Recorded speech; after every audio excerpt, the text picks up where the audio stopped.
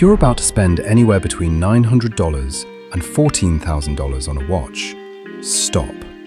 Because the biggest mistake isn't buying a bad watch, it's buying the wrong one for you. You're about to see 12 incredible watches, from Seiko to Rolex to Glashütte original, but more importantly, you're going to see the decisions no one talks about. If you're into watches that blend heritage with horsepower, hit that subscribe button. You're in the right place. Seiko Alpinist versus Hamilton Khaki. Alright, first decision. You've got around $900 and you want something that feels like a real watch, not a placeholder, not a compromise. On one side, the Seiko Alpinist SPB 507 at $900. Deep green dial, cathedral hands that look like they belong in a vintage explorer's journal, and that internal compass bezel. Quirky, yes, but strangely addictive. At 39.5 millimeters, it wears compact, almost intimate, like it was made just for you. Inside, the Seiko 6 R35. 70 hours of power reserve, reliable, not flashy, but honest. Then there's the Hamilton Khaki Navy Scuba Auto, $925. Cleaner, more modern. 40 millimeters, ceramic bezel, 300 meters of water resistance. This thing actually wants to get wet. Inside beats the H10 movement, same 80-hour reserve, but with a slightly more refined Swiss feel. So here's the real question. Are you an explorer or a realist? If you want charm, heritage, and something that feels like a story, buy the Seiko. If you want versatility, durability, and zero-friction daily wear, go Hamilton. Longines Hydro Conquest GMT versus Grand Seiko Automatic GMT. Now we step into serious territory.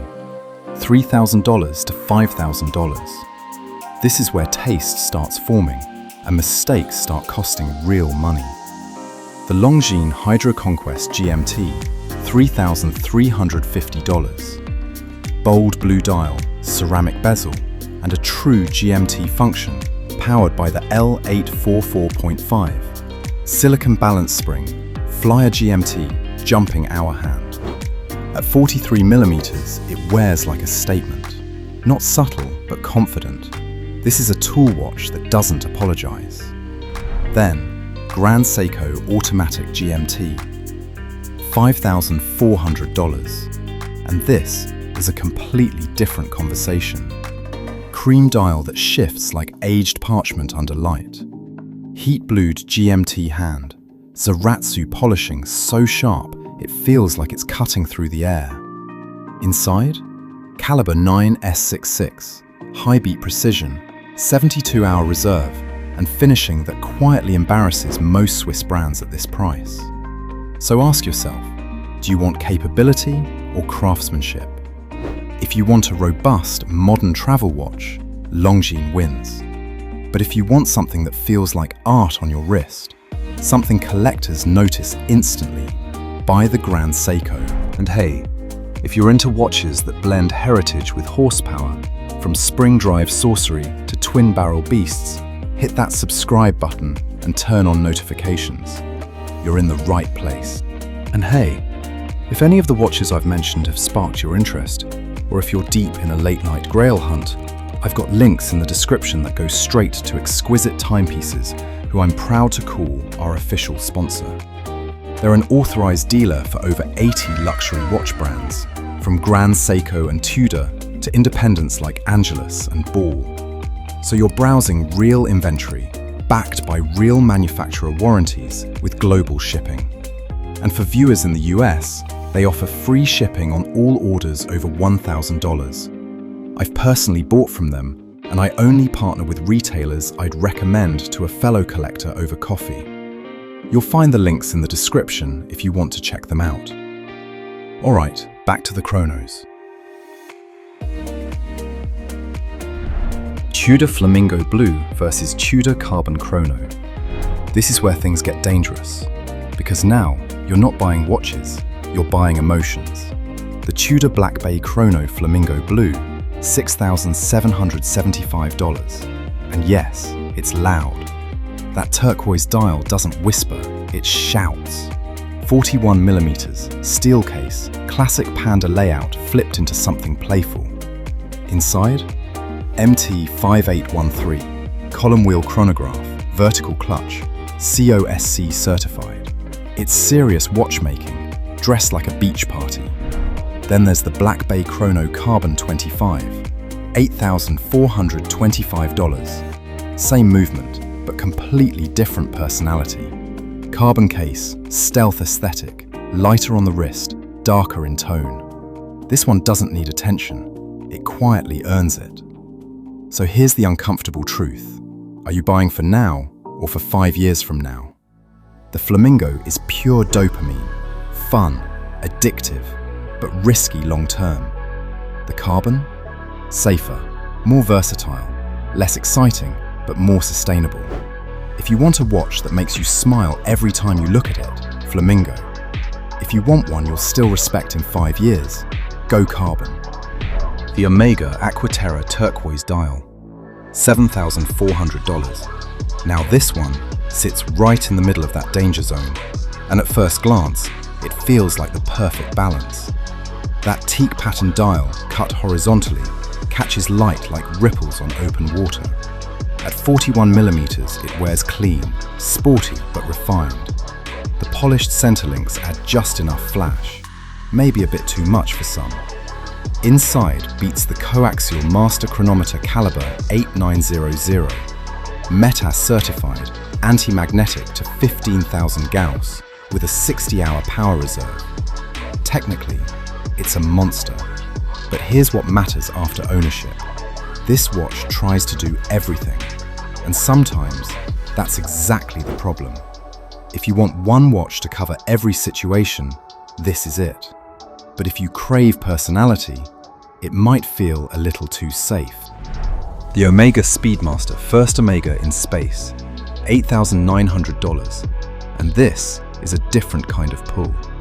Smaller than the Moonwatch at 39.7mm, straight lugs, symmetrical case. It wears tighter, more vintage, almost like a tailored jacket instead of a flight suit. The dial is clean, balanced, with an applied logo that quietly elevates everything. Inside, caliber 3861, coaxial escapement, METAS certified, 50-hour reserve, and anti-magnetic resistance that's frankly ridiculous. But here's where it gets interesting. This isn't the Moonwatch everyone recognizes. It's the one collectors nod at. If you want the icon, this isn't it. But if you want the connoisseur's Speedmaster, this is dangerously good. Rolex Submariner versus Explorer 2. This is it, the decision most people think they already made, until they try both. The Rolex Submariner, $12,000. Black dial, ceramic bezel, perfect proportions. 41mm but wears like a 40. Inside, caliber 3230, 70-hour reserve, chronogy escapement, bulletproof reliability. This is the definition of safe. Then, the Explorer 2, $10,600. 42mm, fixed bezel, bold GMT hand. Same movement architecture, but a completely different attitude. This one feels like it wants to be used, not admired. So here's the real question. Do you want perfection or personality? The Submariner is flawless, but almost too expected. The Explorer 2? Slightly awkward, slightly niche, but incredibly satisfying to own. That's man math for you. If you want the safest luxury purchase on earth, buy the Sub. If you want something that feels like your watch, Explorer 2, no question. The Breitling Navitimer B01 chronograph, $10,300. And this is organized chaos. That dial is busy. Slide rule bezel, triple registers, polished hands dancing through layers of information. At 43mm, it wears bold, but surprisingly balanced. Inside beats the B01, Breitling's in-house chronograph movement. Column wheel, vertical clutch, 70-hour reserve, smooth, precise, and built like a tank in a tailored suit. But let's be honest, this isn't for everyone. This is for someone who enjoys complexity, who wants to engage with their watch. If you value clarity and simplicity, stay away. But if you want something that feels alive on your wrist, the Navitimer is pure aviation poetry. The Glashütte Original Pano Inverse XL, $13,300. Now this is where things get serious. You don't look at this watch, you study it. The movement is flipped dial side, hand-engraved balance cock, blued screws, German silver plates that glow warm under light. At 42mm, it wears substantial but elegant, not loud, just deeply confident. Inside, manual wind caliber 66, beautifully finished, deliberately exposed. This isn't about specs, it's about intimacy with the movement. But here's the truth, this is not a daily watch. This is a relationship. If you want recognition, skip it. If you want something that feels like horology at its most personal, this is on another level. So, what did we learn? At every price point, from $900 to $13,000, the best watch isn't the most expensive or the most hyped. It's the one that survives ownership, the one you don't get tired of, the one that still feels right 6 months, a year, 5 years in. Because here's what no one tells you. The excitement fades, the specs blur, and what you're left with is how the watch fits your life. So if you're about to spend your own money, slow down. Think about who you are, not what the internet says you should buy. And I want to hear from you. What's the one watch here you'd actually spend your money on? And which one feels like a mistake waiting to happen? If any of these watches made your heart skip a beat, I've linked them below through an authorized dealer I trust. Full warranty, no games. If you made it this far, please subscribe. And if you like this video, you should watch this next one on the screen, because you might like it as well.